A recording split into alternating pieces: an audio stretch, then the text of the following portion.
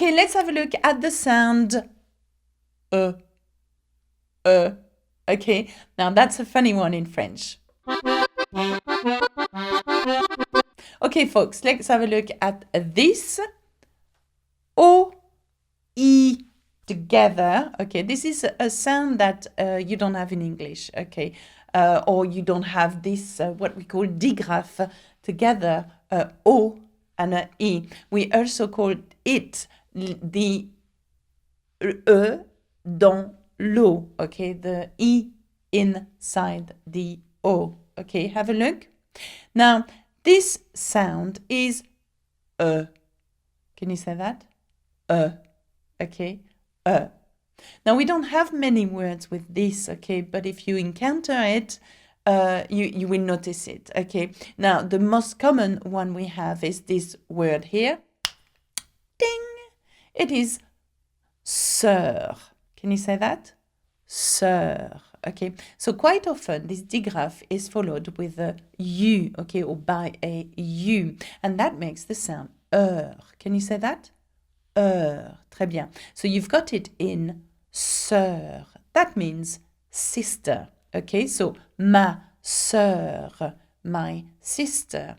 Okay, there is another very common verb that has this digraph together. It is œuf. Can you say that? œuf. And this word means egg. So if you talk about un œuf, you would say an egg. Un œuf. O-I-U-F, œuf. Okay, remember the sound? Œuf. Another one is cœur. Cœur. Okay, cœur means heart. Okay, heart. Cœur. Can you hear that?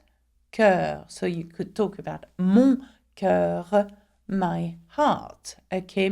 Another one that does not come with a U after O-I, it's œil. Un œil. Un œil. And that means my eye or an eye. Okay, the eye. Okay. Now this one is really interesting. I'm going to focus on this one just for a little while because you talk about one eye, but if you talk about two eyes, you talk about des yeux. So the word changes completely.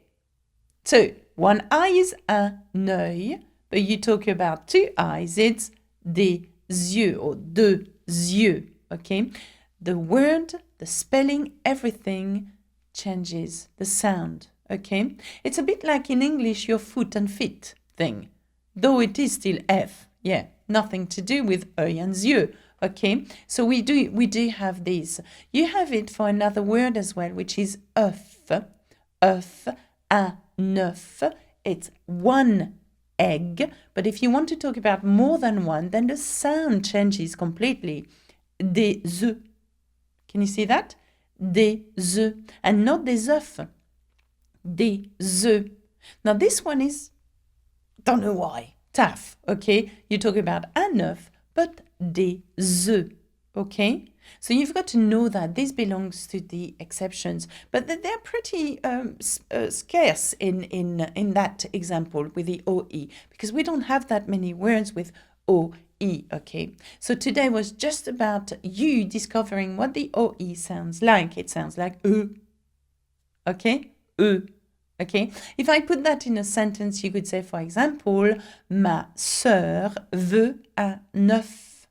Ma sœur veut un œuf. Un œuf.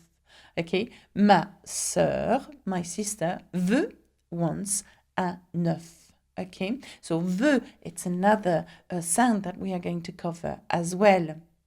My sister wants an egg. Ma sœur veut un œuf. Okay? No, I think that's it. There is another word I can think of. Actually, wait a minute, wait. Œuvre. Œuvre.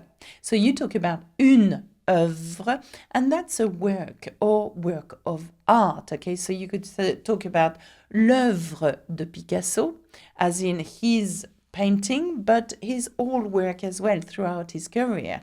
L'œuvre. Okay, so that's it for me. Can you say that?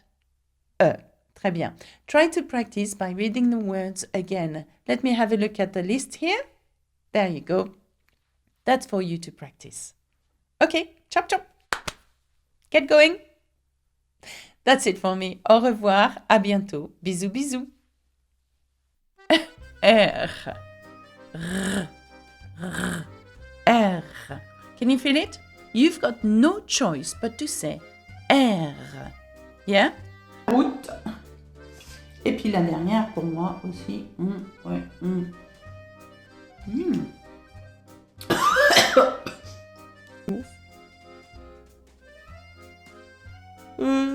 Donc si tu veux m'aimer, appelle.